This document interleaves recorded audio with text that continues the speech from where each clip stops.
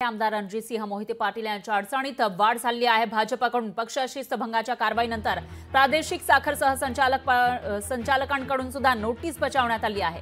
जिल्हा मध्यवर्ती बँकेच्या कार्यकाळातील चौकशी अहवालावरून मोहिते पाटलांना नोटीस बजावण्यात आल्याची माहिती आहे।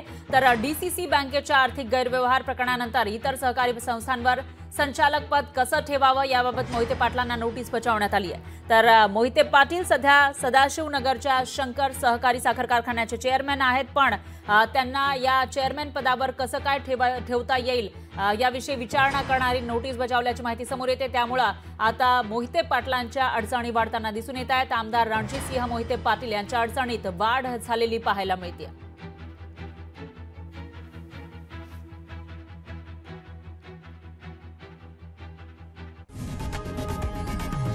लोकशाही मराठी ऐका, पहा, जागरूक रहा।